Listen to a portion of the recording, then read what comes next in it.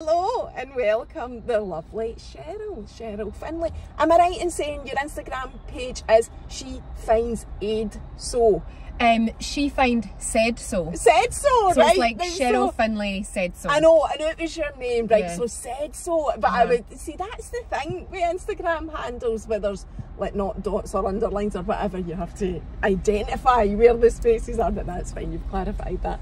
I have got these school shirts hanging in the background just to let everybody know, because these are the shirts that I'm donating to my local school uniform bank, because they're Velcro and they're hanging up because I ironed them, so I don't want to like get them all crushed because they're going to hopefully another family iron. So that's that. I just wanted to say that. They're absolutely pristine so as that well. was like, I don't want to crush these or even put them in the book because they'll get all creased.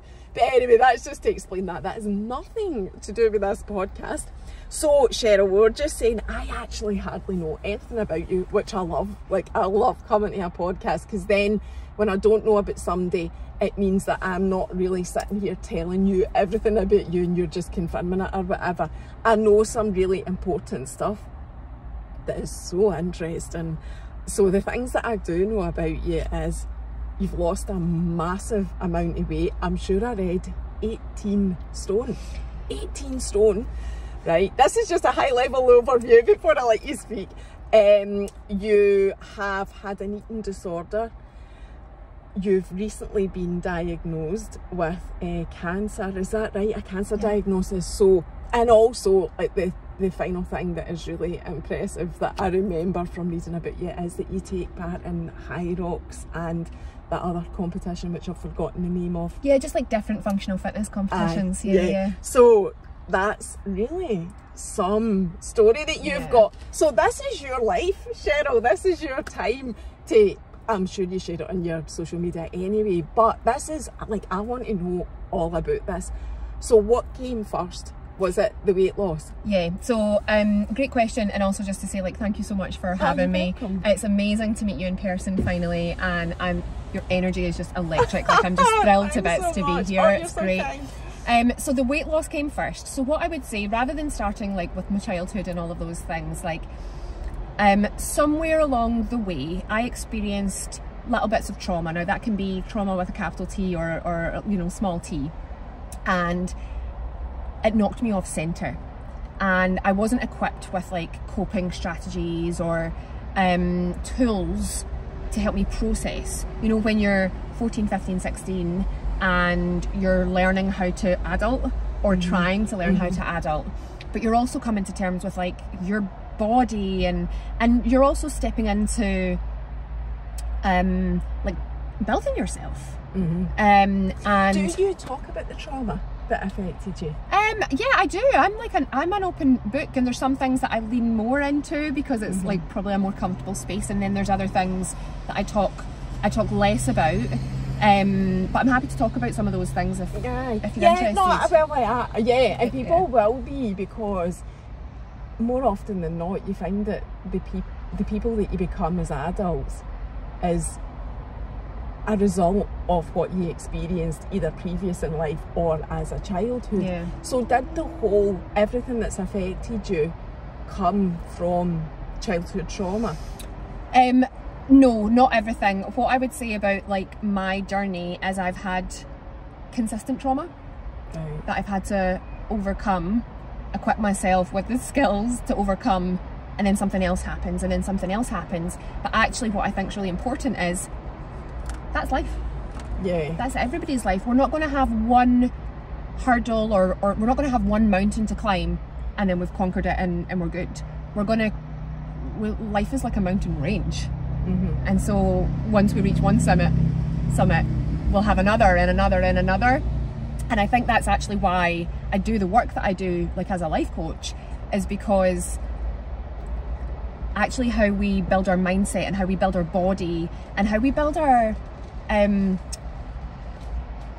like our physiology, how we feel within our heart and trusting ourselves and all of those things, that is gonna, all of these ups and downs, that is your life journey. That's which I think is what you're saying, it's what makes you who you are, all of those things. So what was what traumatic things happened to you? So there was definitely, and I actually haven't ever spoke about this before, but there was like an abuse situation that happened that confused me, and actually I hadn't really revisited it until recently, but there was definitely like a breach of my young innocence, if you know what I mean.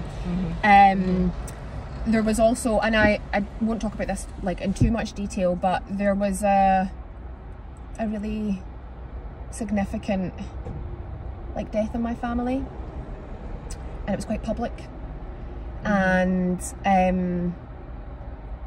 that shaped me enormously. And what age were you when that happened? 15. Right.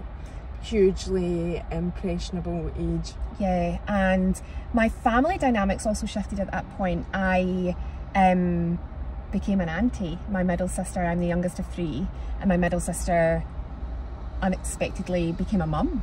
And it's actually been one of our family's biggest blessings. But as the youngest child, who was the baby of the family and like the center of my universe, the dynamics around me shifted, rightly so. Like that should have been the case, but it left me feeling a bit like, oh, well, I'm sort of left to my own devices here. I wonder what I can do to try and, whether it's like get attention or, you know, whatever the thing was. And then the kind of final straw, I guess, was a very close friend took his own life. Someone I was really close to, and I was 17 when that happened, and I was lost after that, just totally lost. So do you think that was a massive turning point in your life then? Yeah, everything went down from there. Yeah. So I do know as well, I have read, you've touched on you're a life coach, and you know, that's amazing that you've turned all of that around and used your lived experience to then create a career out of it. At what point, I mean, how long did it go downhill for before you were able to? That's a fantastic question, and honestly, ages. I was lost for a long time, and that is where things like my eating disorder that appeared during that time.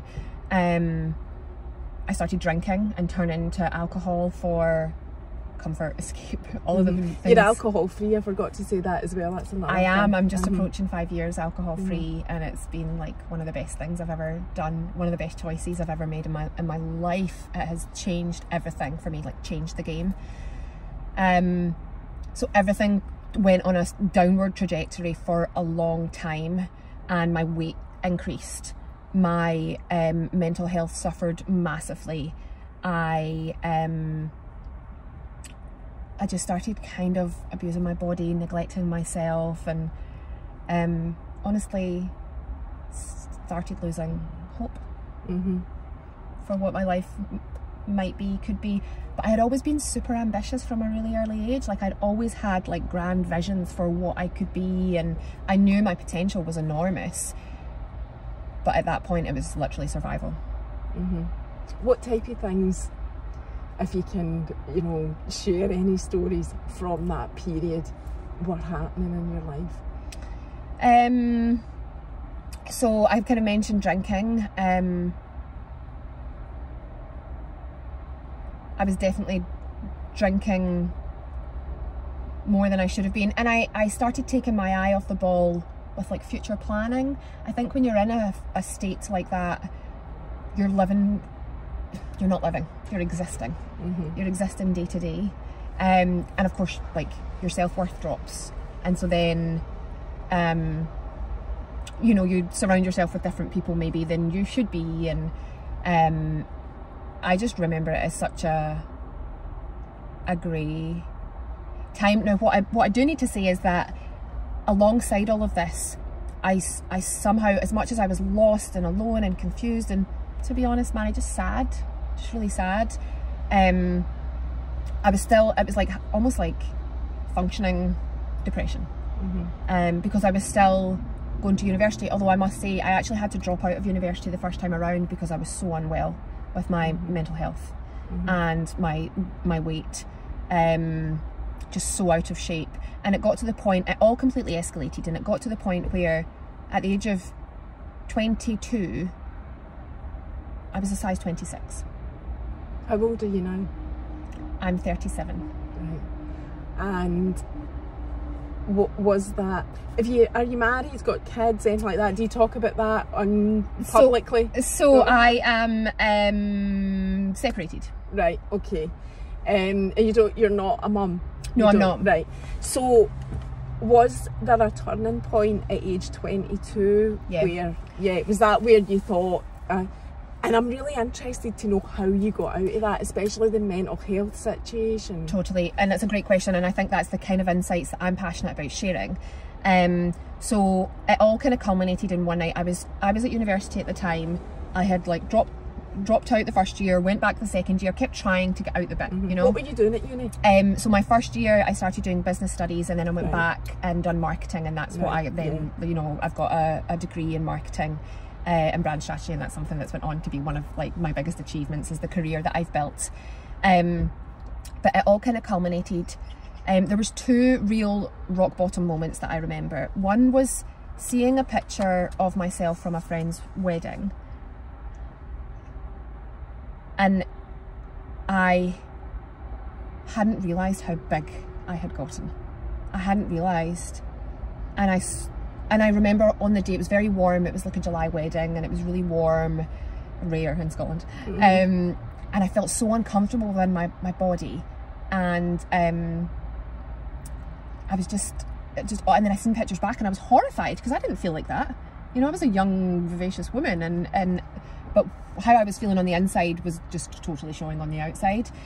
So that was part of a turning point. And then alongside that, there was an evening where, so running parallel to this, I actually lived with gallstones for a long period of my life, and it was undiagnosed because I was overweight. The doctors just thought it was because I was so heavy. And that happens, that absolutely happens. If you're overweight, you will be, other things will go ignored because there's such an obvious, easy, well, that's what's wrong with you. And that's not always the case. And so you need to learn to advocate for yourself properly. But there was a night through in student halls, and I had been in a lot of pain, I had been in a lot of discomfort. I had a big project looming, I was anxious, I was stressed, and I overdosed. I took too many painkillers, and I called my dad, bless him, like one of the most wonderful men in the world, and my parents are phenomenal. And I was like, I need help, I need help, I need help. And so he came and collected me, took me to the hospital, and gosh, it's funny, I don't think I've ever spoke about this before. And they got me help. I was referred to a dietitian, I was referred for counselling, and it was the perfect combination that I needed to break the circuit, but I leaned in, and I think this is what's important. I didn't show up to those sessions, whether it was with a dietitian. I actually only had a couple of sessions with my dietitian, but he taught me how to, and this was the turning point, Mary, like, he taught me how to fuel my body and not look at food as a source of comfort or escapism, and I know that so many people struggle with this. And it's a huge big, we won't have time to go into it today, but it's a huge big complicated subject, especially for women, around like, oh, but I'll just lose this 10 pounds and you know, nothing's ever good enough. But there are people, being overweight is a health issue, and people do need to feel empowered with the knowledge and the support, which is something that I think is really important as well. And so those two things were just like magic to me. And I listened and I learned, and everything that I was being advised to do, I was like, okay, I'll go do that. And honest, even within a week, because what I would say in terms of like lifestyle and how I had been living, it's living in student halls, I was drinking, overeating, student life, but I'm not talking about a few like ciders. I mean, bottles of vodka. Do you class yourself as an alcoholic? No, I'm very careful with this language because I have people who are in recovery in my life, and I've spent a lot of time in this space as well since I've been alcohol free. I would say that I had problematic drinking. My drinking was a problem. It did not make me the best version of myself. It was stopping me from living the life that I knew I should have been living. I wasn't my best self on booze. I don't think many people are, but it also robbed me of time. Like, and it might be that maybe I'm intolerant to it or something, but I would get drunk very easily. I would be way more drunk than everybody else easily, but I would drink alone as well. And so I would always talk about it being like problematic drinking rather than being an alcoholic. That's fine, that's fair enough. I just thought I'd ask the question because you do talk about that. So when your mum and dad saved you, literally. From which I was thinking when you were speaking there, God, that's a textbook cry for help. Your situation there. Thank God that you did reach out and you got the help that you needed.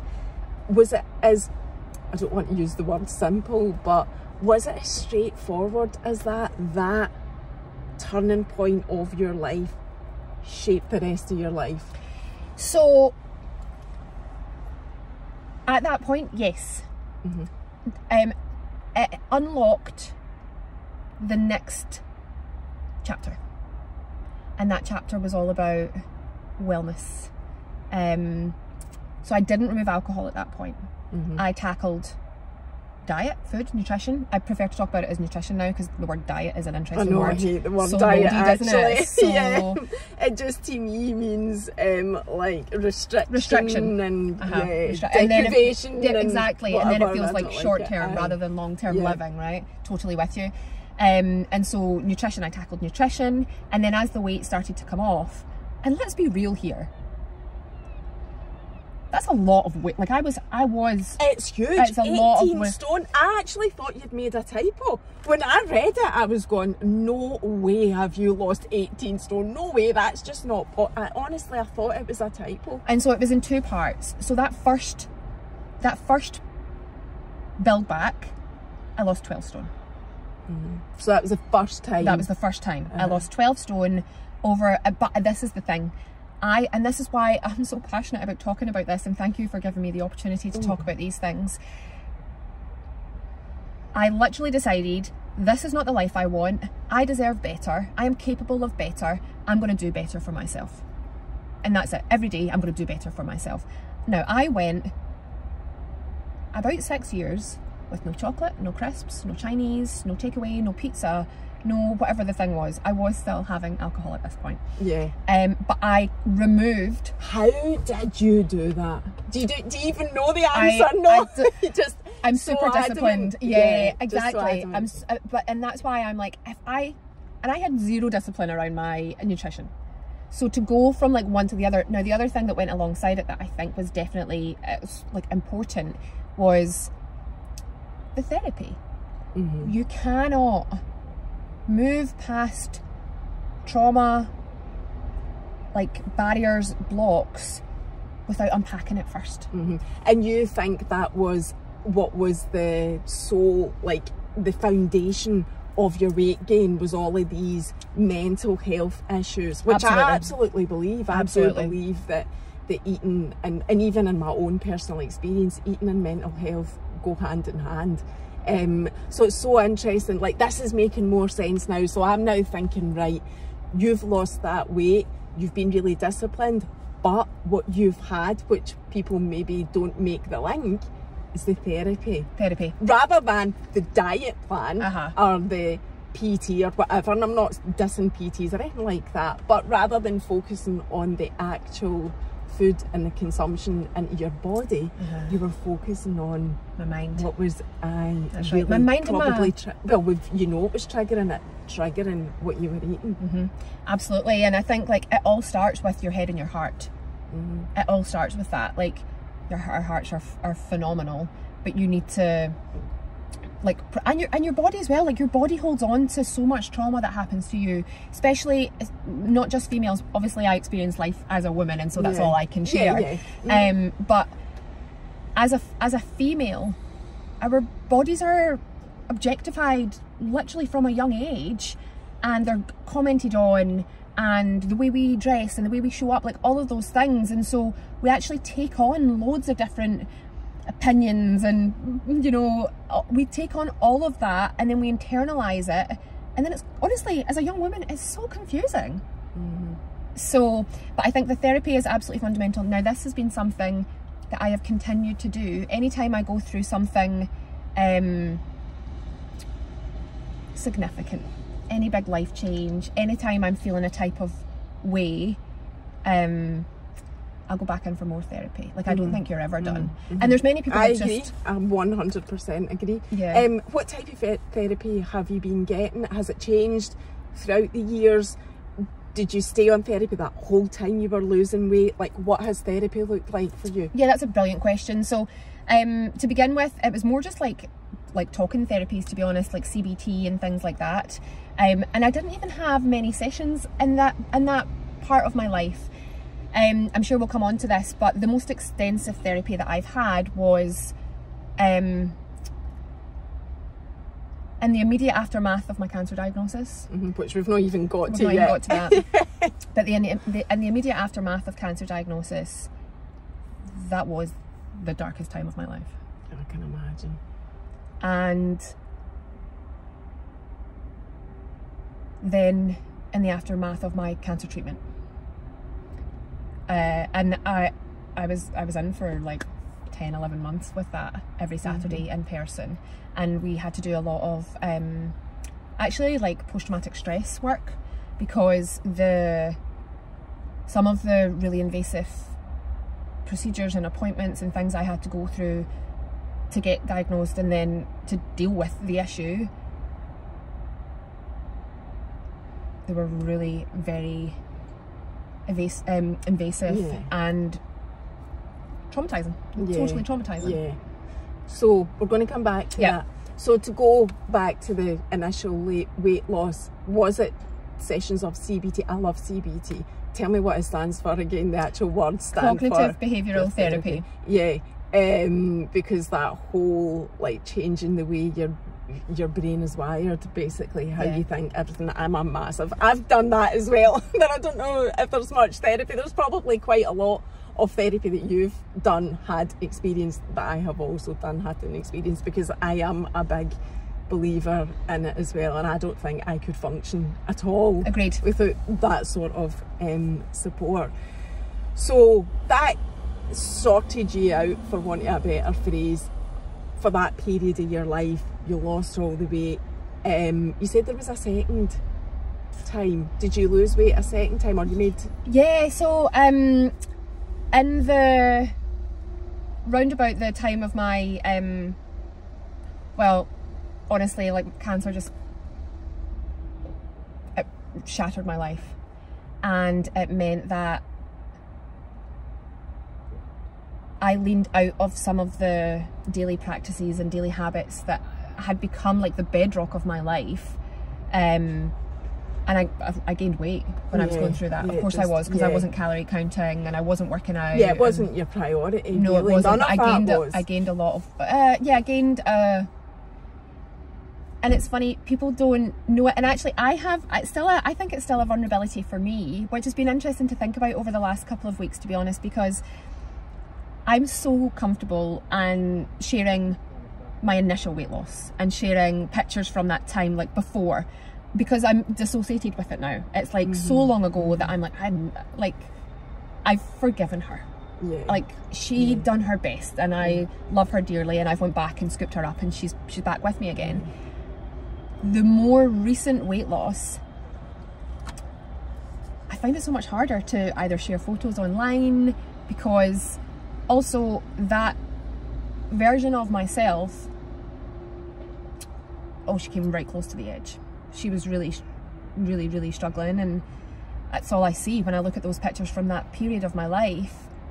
I just see a very sad terrified young woman. For it to be more recent is probably... And it's more recent. Yeah. And it's more recent. So let's talk about the cancer diagnosis now, because I think that's probably going to link in to a lot of the other stuff that you speak about. What happened? What age were you? The whole story. So I was a newlywed. I had just got married in the May 2019. Not that long ago. Not long ago. Not long ago at all. And 5 years. It's just like living the good life, you know. Been on honeymoon, and I'd been on a holiday with my parents and my sisters, and starting to think about like family and all those things, and starting a family. Yep. Starting to think about starting a family. And there had definitely been a few things where I was like, oh, I don't know if I'm feeling great. Like, we'd been at a wedding and I'd had to like excuse myself early in the evening because I was like, I'm really not feeling very well. Couldn't quite put my finger on it. And then went for a smear test, and then as a result of an abnormal smear test, I was sent for the colposcopy. So I went to Wishaw General and had the colposcopy, and they found a tumour. They knew there and then on that day. And so I went from Sheryl, happy highs to, and it was funny, the energy in the room. So the doctor was there and there was 2 nurses, and so they were doing what they were doing. And initially, you know what it's like when you're in a medical appointment like that, like they're trying to calm you and they're talking and they're like, so you do know exactly what you're talking about. So you do know. And so, but then all of a sudden they went like deadly silent, and so then it was me filling the nervous space in the room, and I was like, oh, you know what he's doing this weekend, and I knew something was wrong, and I was like, okay, this is a little alarming.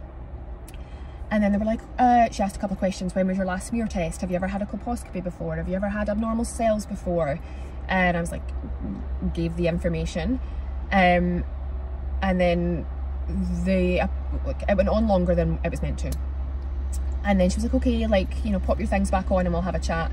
And the thing that I still find really difficult is my mum was just in the waiting room. She was literally just through the wall. And instead, she sat me down, she looked me like square in the eye and said, I found a tumour. I found something. She didn't say the word tumour. She said, I found something. It could be benign, but I'm 99% sure it's not.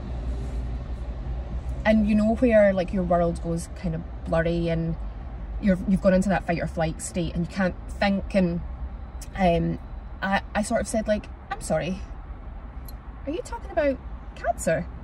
And she was so matter of fact. Of course she's a doctor, right? We're not there to talk about emotions. Yes, I'm talking about cancer. And then I got rushed for like emergency this, that, and the next thing, bloods, and got booked back in for the loop treatment, like the LETs. I don't know if you know much about that. Is that where they remove it? That's where they remove it. One of the more traumatic experiences of my life. Same thing. So I think that was maybe a week later. But literally from that day, probably only until about a year ago, maybe a little bit more than a year ago, things are kind of a blur. So really, although it was 5 years ago, there's 4 of those years that you probably struggle to verbalise because you don't remember it. But it has been hellish for you, because I know that from your, you talk about body language, from your body language, the way that you're speaking, I know that it's been extremely traumatic. So I'm not going to ask you to talk about those. I'm not here to make people feel uncomfortable or, you know, emotional or upset or whatever. So you lost weight at that point. Just parking that, although it's a massive thing for you, but like I say, I can see it's affecting you. What other things were going on in your life? You've clearly also gone through a breakup in that time, which again is fallen in that time that is just one big massive blur for you. How, work-wise, have you managed to get to this point because you did marketing, you did a great career, that's all over your social media as well. Yeah. You're now doing life coach. How did all that fit in with all that trauma that was happening to you? So honestly, it's healed me. It's helped me heal, because the thing that I am grateful for, and it's probably sounds, you know, bewildering to some people, but once you've had to fight for your life, you're not going to waste a day. You're not going to waste a minute. You're not going to, oh, well, I think I would like to do that, but I'm a little bit scared. You're like, scared? Like, I've overcome cancer. I'm going to go and do the thing. Like, there's nothing to be scared of after you've faced the worst. And that is the work. Like, I know for the rest of my life, I've been at my rock bottom. Anything else that lies ahead, it's okay. I can figure it out. I'm now the strongest I've ever been. And that has fueled all of the growth and the progress. And it has changed me. And it has, you can't go through something life-changing and be unchanged by it, right? That's not the point. It's not why we're given these challenges and hurdles to overcome. And so I wouldn't be in this, well, who knows where I would be, but my legacy became really important to me. And building something to create positive change for others was really important to me. And seeing, like, flying the flag for others was really important to me. And so where I had invested in health and fitness and nutrition ×5 after, you know, during that 20s rebuild and the rebuild of my 30s, it was like ×100. We're going in ×100. We're not messing about. We're going to train like an athlete. We're going to eat that way too. We're going to build empires as if we're global CEOs. We're going to make our life as big and vibrant and adventurous as possible. The whole time you were going through all of that, were you an employee for marketing? Yes, and I still am. Oh, right, okay. So I have been very fortunate in my life. I have been very fortunate. I have worked my socks off though. I've absolutely worked my socks off, and I'm super passionate about marketing and brand strategy.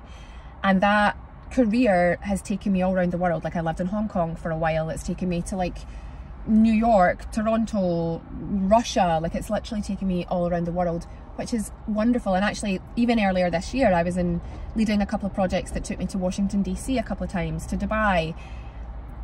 All of that though has been the learning for what is now my business and where I'm going. I still juggle both. Yeah, I was just going to say that. So do you work part-time for, I hate that terminology as well, but I don't know how else to describe it for to understand it. Do you work part-time doing the marketing, and then the other part of your time, put it that way, investing in your own business? Is that how you do it? So I actually still work full-time. With the marketing? In corporate, yeah. Right. So I still have a full-time corporate role. It's a leadership role, so it's senior. For a corporate business? For a big corporate business, a huge corporate business. And then I have my own business alongside it. And I'm very structured with my time. This sounds very boring, but it's a very important practical skill to develop. I develop systems and processes that then mean, so if I invest 4 hours on a Sunday, my business kind of runs itself for the rest of the week. And so I have, and also, to be honest with you, like, and I'm not, this is a gift, I don't have any shame in it. I don't want to sit around watching television. I want to be working. I want to work. I want to build things, create things. I want to feel a sense of accomplishment at the end of the day. So my days start really early. I get up at 4:40 every day, and I go and I hit the gym and I lift weights and I feel like a goddess. And then I come home and I'm head down doing whatever admin needs to get done, planning, and then I'm in meetings most of my working day. And then I'll run in the evenings to rejuvenate all that energy, and then I'll have client coaching sessions. Or, you know, I also work on Sundays. Sunday's a working day for me. So do you have a Saturday off? Yeah. I do. I take most Saturdays off, and I'm blessed to have loads of wonderful friends, and this is the best my life has ever been. And there's been loss. There has been significant loss, not just one or two. There's been a lot of loss. But I have so much faith. I trust it. And I'm so excited about the future. And I know that I have a gift. I actually hosted a wellness retreat on Sunday with my business partner, Gillian, the Wellness Boutique. And she is a phenomenal Pilates and yoga instructor. And then what I bring is my energy, my business mindset, all of my learnings, my life coaching. And so we host these wellness retreats once a season. And the connection that I have with people in that room, but it's not even about me. It's about helping people see, believe, and achieve anything. Don't play small. Don't tell yourself like, oh, I'm not worthy, I'm not capable, and don't do it. There is so much abundance in the world. Just got to believe in yourself. Yeah. And yeah, I believe there's enough for everybody. There is enough for everybody. Yeah, there's more than enough for everybody. So throughout that whole time, all of those things going on, did you have time, obviously, with your cancer diagnosis, away from work? Did you have a total period of time that was just about getting better? Can I ask what your prognosis is, was, whatever? How do you describe it? Yeah, absolutely. So I'll answer them in the question that you, in the order that you asked them. So I tried to, so with that day that I described when cancer first entered my world, I tried to continue at work. Now what I would say, and I'm sure loads of them will watch it, but what I would say is the place I was working at that point, I had been there for like 10 years. It was family. And the support that I had from my leadership and from all of my colleagues was like above. It was so beautiful. And so I tried to continue, but you can't always override your body. And I think this is why it's important to talk about therapy and things like that. You can't always if you're in a state of trauma, fight or flight, whatever it is, don't just keep pushing your body. Don't fight against it. And so as the tests were happening and I'd had my loop treatment, so I had to take time out, as that was all going on, I tried to muddle through. I would describe it as, I'm not really one to say, oh, I can't do that. It's actually something I've learned, because I've learned that there's power in stepping back and saying no. We were actually talking about that a little bit. So I tried for a time, but then once that, no, it's definitely cancer, once that diagnosis was confirmed, I could barely get off the sofa, to be honest with you. Like, I would say I was like zombie state. Well, they call it collapse mode, right? It was as if my body shut down to protect me. So I was out all the way up and through treatment, and then the other side of treatment, and then I went back 7 weeks after treatment. I went back, and my bosses were like, are you sure? It's quite soon. Actually, it was really good for me. Some people need time and space, some people need purpose. I needed purpose at that point. So how long was that in total that you were completely out? December, January, February, March, maybe about 4.5 months probably. Which isn't long at all. It's not long. So what was your prognosis? So, and this is actually really interesting as well for people that might not know about it. So, I won't talk too much about treatment because that's still kind of tough for me. But there was a couple of different options presented, and my oncologist was very clear. We're fighting for your life. This is the recommendation. Going with that recommendation broke my heart. Still does. So I'm going to interject to let you catch your breath. There's no spread. There was no spread. Right. Okay. So there was no spread. In the weeks following, I had to go and meet with my oncologist every 3 months. It means you're kind of not really moving past cancer, because you're still living, and that was for 2 years. So you're still, is it back? Is it back? What's he going to see when he has a look, see, like, what's he going to see today? Is it back? And so it's very hard to move past it. But I'm very lucky. I'm very lucky, and if our objective was to save my life, we achieved it. We achieved that goal. I think that's part of what fuels me as well, Mary, to be honest with you, is not everybody makes it out of cancer and lives to tell the tale, or lives to rebuild their life in a way that feels more in alignment with their heart. That's a gift. Are you now free from cancer? So you've had, they don't call it all clear anymore. No, they don't. They call it free. So you've had that's that. Right. But you'll still continue to get checks, because that's the cautious thing to do. Absolutely. I assume. Yeah, but not often. Like, I've been in the day where my oncologist was like, you're no longer like a cancer patient. It was incredible. It was incredible. And also, there's a lot tied up in cancer, right? And that's why therapy's been really important for me. But also just not feeling like I don't, obviously we're talking about it today because it's significant and it's important because it's part of why I am the way I am. But you don't have to be defined by things, and you don't have to think of yourself with, like, you know, certain words or labels or anything.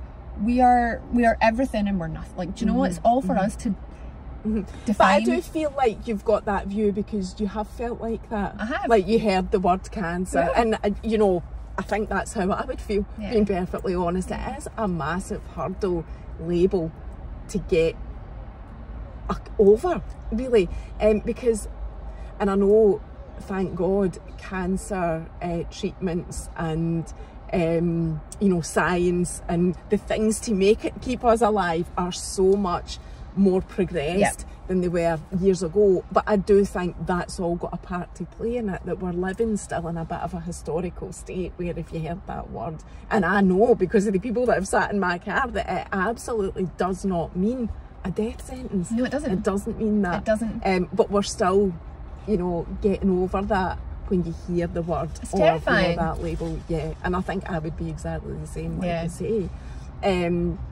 So the therapies that you've talked about CBT, and you've talked about you still go to a therapist and whatever. What other sort of therapy?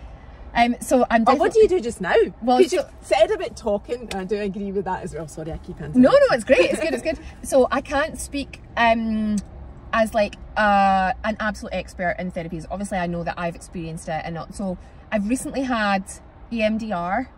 I'm not able to tell you what that's quite new. Yeah, that is quite new. That's the whole eye movement thing. Yeah, you can Google that though, because somebody mentioned that before in my car, or in a conversation, and I had Googled it, and I'm so interested and intrigued by it, and immediately, because I believe in it, I'm like, oh my god, that clearly works. You know, but I don't know an awful lot about it. But it's so and so I've had that very recently, which has been amazing. And I think I just think it's important to, like, January, February of this year, I was feeling, perhaps not surprisingly, a little burnt out. And I had been through some really significant life changes last year, and I just want to keep on top of it. I want to, like, your mind is like your body. Like, you go to the gym to train it. What are you doing to train your mind? And if you go for, like, a massage, or you go to see a sports therapist or a physio, going for therapy or counselling or whatever the thing is, it's the same thing, but for your mind, which drives everything. So for me, it's just like the most worthwhile investment.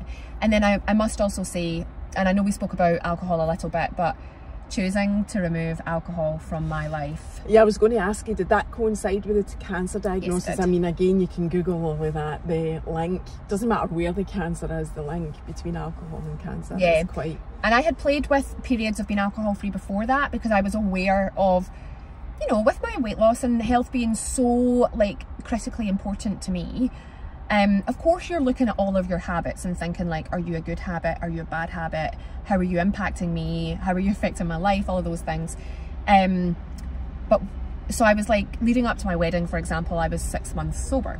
And then, of course, my girlfriends and I were going to Paris for my hen weekend, and they were like, you're not going to drink in Paris? Like, because I was like a big champagne girl. You can probably get that vibe. Our culture is so bad for that, though. Like, we talk about this regularly as well. Like, people think you're off your head if you don't want to drink at an event in Scotland. And even now, people are like, but do you never just want to treat yourself? I'm like, sober is treating myself. You have no idea the utopia that's on the other side of, like, really removing all of that from your body. But people are triggered by it. People don't like, but we need to be comfortable to make the lifestyle choices that best serve us, You don't need to justify anything to anybody. You don't even really need to explain it. That does take a level of confidence, and that's something. So I qualified as a coach 2 years past, and the learning journey that I was on then but continue to be on now, and really leaning into subjects like heart body alignment and confidence and success as well, and you know, how people talk about it and what it means for different people. There are some tools that especially women, but all of us, have to learn to like stand in your power. You know, and a lot of it is shutting down a lot of that external noise and just thinking about what matters most to you, and then living life on your terms. You know, I think a cancer diagnosis is probably about the worst thing that could happen to you, to trigger that change in consuming alcohol. It's a bit of a no-brainer. Nobody should be asking you now, I would hope. I know. Why don't you drink? Do you have any alcohol-free options? Sometimes. It was actually really helpful in the beginning, and I do have a YouTube video. I made it a year or two ago about like five ways to assess your relationship with alcohol, and then if you want to remove it or, you know, reduce it, I've got some strategies around that. But one of them was switching to an alcohol-free alternative, so 0% gin, because there's still something like ceremonial on a Friday night about like popping your ice cubes into your glass and like maybe a wedge of lime and then pouring and then getting that taste. Like I still remember it, obviously. And Friday night was a big drink night for me, because like you finished the week, why would you not go and you know, I don't know, drown your sorrows or something, celebrate perhaps. But so alcohol-free alternatives were actually really good in the beginning. Occasionally I'll still have like a 0% Peroni, like if I'm having a curry and beer always went for me. And so occasionally I'll still have like curry and a 0% beer. But I look for it less. Like I have ginger ale, and I'll have like a decaf coffee. Coffee is my vice now.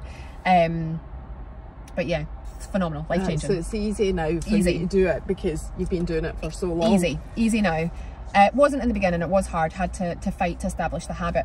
That's the same with all habits though. Hard as hell in the beginning. But then once you get past that, the 28 days to make or break a habit.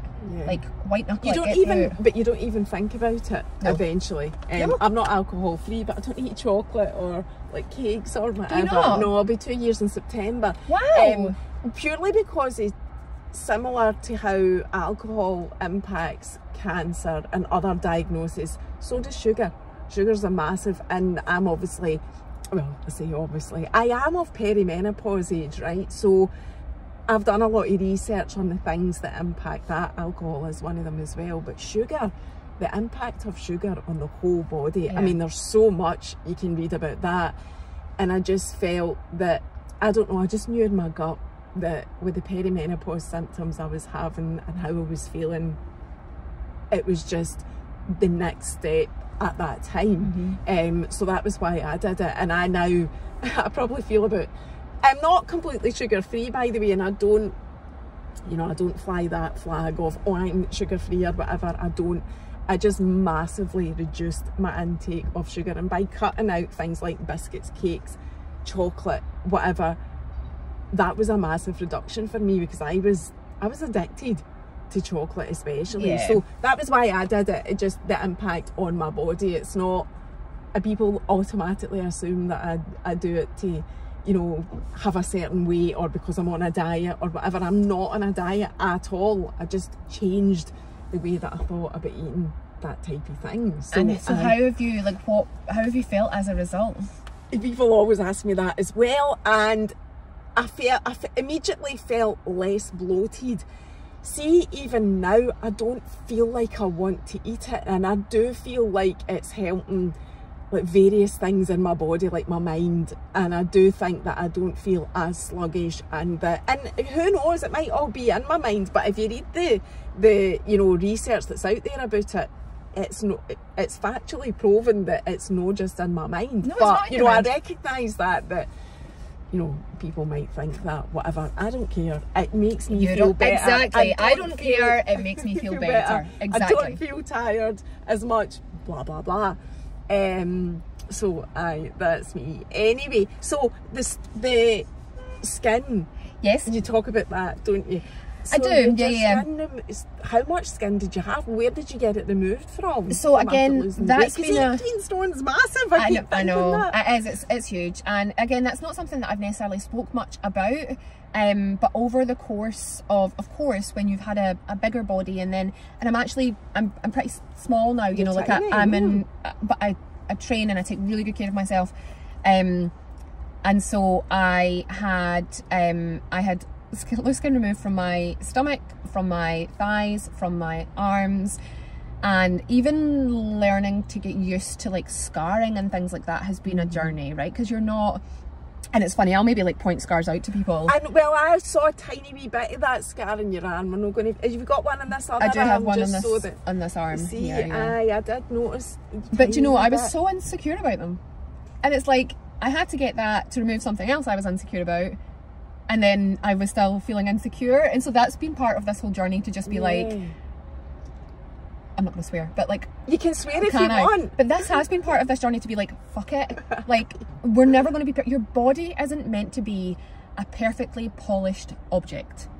It's a vehicle in which to live and love your life.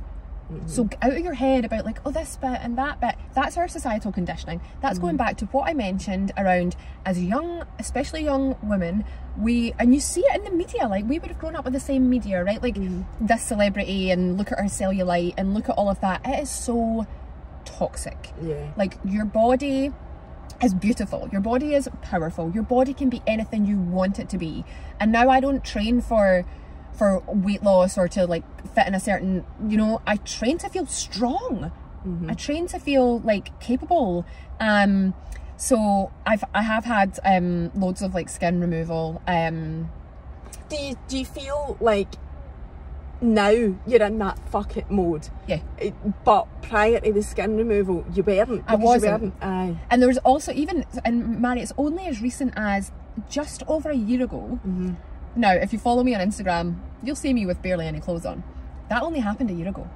The skin removal? No. Oh. The confidence to not care about my scars, or about this bit of loose skin that still hangs over the side of my sports bra, or this. Like, I finally found peace within myself, regardless of what my body looks like. And that to me was the utopia. That's what I was reaching for. It doesn't matter what I look like, actually, it's how I feel inside. And to finally achieve that, but it was only a year ago that I got there. I was still training in like full length tops because I was so insecure about my scars. Hiding my scars, hiding myself. And then it was a decision. And I think this is really important, like how your mindset, how you feel day to day, whether you're going to have a good day or not, it's all within your control. It's all a decision to choose to not respond to this thing that stresses you out, and this is where the power lives. To decide like, yeah, I feel uncomfortable about doing it, but I'm just going to take this full length sleeve top off because I'm sweaty and I'm hot. Oh, look at that, no one's worried that I'm working out in my sports bra or whatever the thing is. Yeah, it's definitely a huge thing in your head. Anything like that, people don't care. I mean, even when I got a wee glimpse of your scar when we were getting the coffees, I didn't care. No, of course you don't care. It's like nobody cares. That scar. And like we might even get to a place where, so the scarring on my thighs has been tougher for me because it's pretty extensive. How much do you know? How much weight and skin that you had to remove? It's 4, 5, 6, 7, 8, 9, 10, 11. Probably talking about 12 pounds.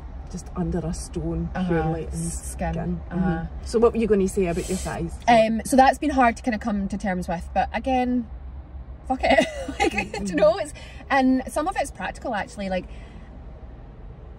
I was sort of calling it cosmetic surgery, and my mum was like, it's corrective. It's corrective surgery, darling. Like, why would you not go and get something done? And it's not a vanity thing. Sometimes it's a functional thing. You know, you can't just keep carrying all that extra around with you all the time. And it's also like a constant physical reminder of where you were. It's cool to start again, have a blank slate and just start again.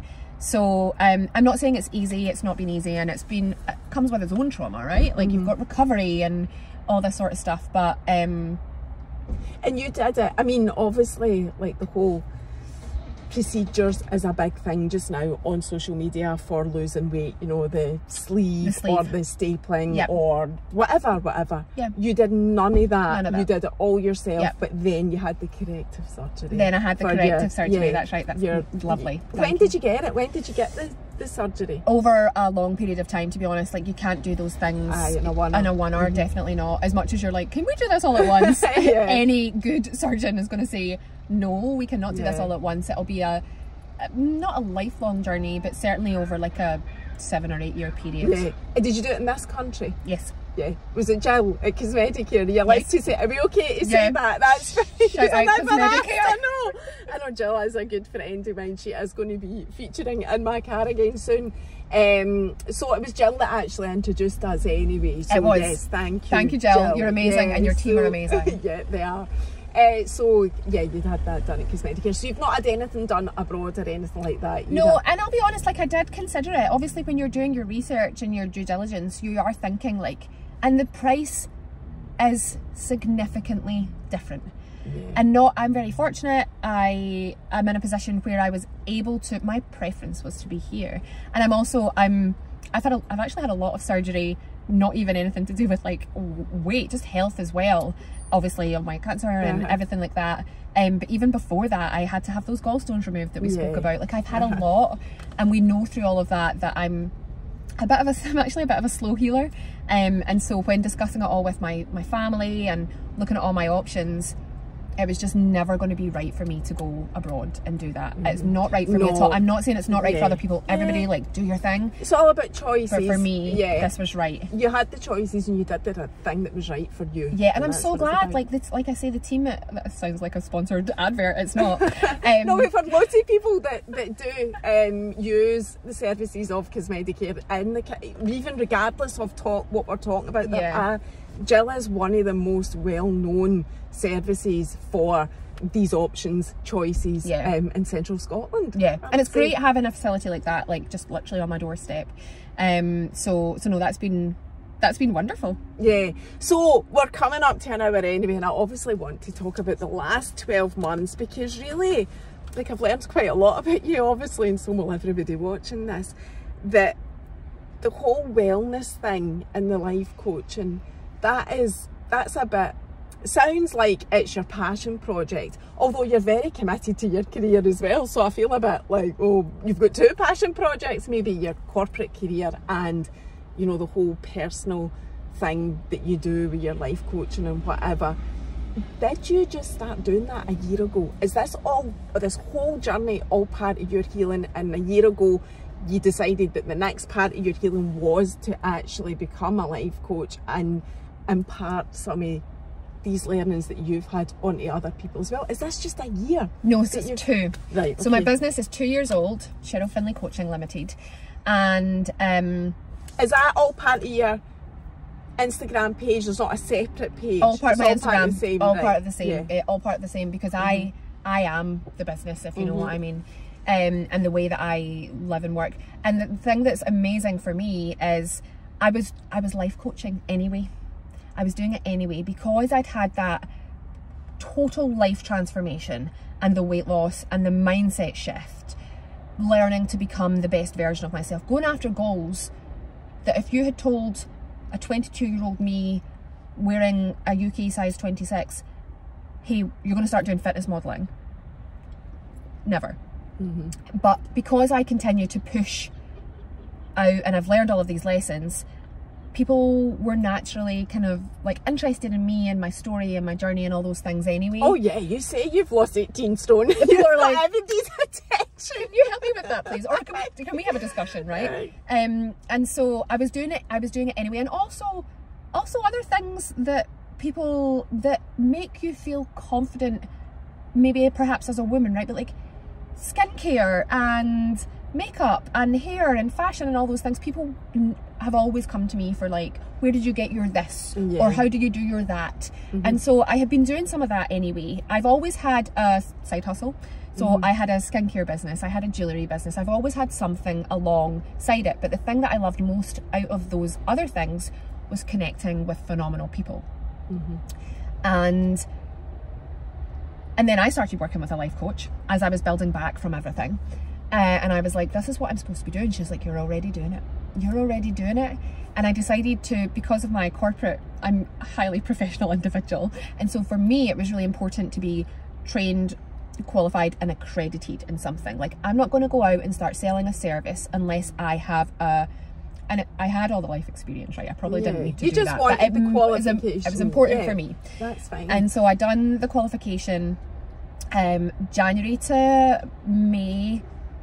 What year are we in? 2024, 2022, and I launched my business right out the gate, and I had clients immediately.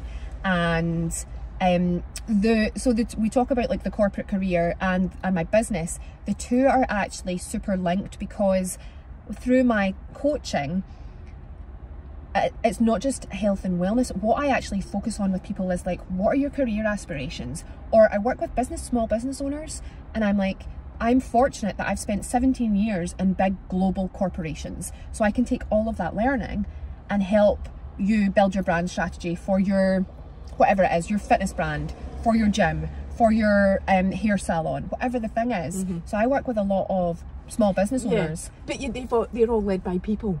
They're all led by people. So it's all about the whole picture. As the owner of the business, like the CEO and the founder, you're the foundation of your business. How are you working out? How are you taking care of your mind? Because if you show up better in your life, your business and your career are going to thrive as well. Yeah, it makes perfect sense. I totally get it. So that's been the journey. Yeah. So do you get clients from your corporate work as well? Yeah. So I'm very all links. It does all link. I'm super like careful, and I keep everything in the right spaces, and I'm very like a conscientious, individual. You're very professional and super professional. But I have an extensive network that I've built over 17 years, and to be honest, clients that need my help will find me at exactly the moment. And there might be people watching that are like, I absolutely need to tackle that thing, or I definitely need to help with this, and I've spoke about it for years, but I've never got there. Like, if you are watching that, and like, get in touch, because now is the moment. Like, all we have is now. Just like, believe in yourself, take action, do something different than what you've done before, and your outcome will be different. Yeah, and your passion oozes out of you. So same for you. You clearly want to help people, I do. Which is amazing. I do. It's amazing to see. Your energy's been fantastic, and that is your story. That's my story. You've actually got so much more. There's so much more. I could ask so many more questions, but we're well over. We're over an hour. And yeah, you're a busy woman, so I'm going to let you go and get on with whatever it is you've got in the day. Thank you so much for sharing your story. You're very welcome. Thank you for having me. Absolutely loved it. It's been amazing. Thank you. See you next time. Bye. Bye.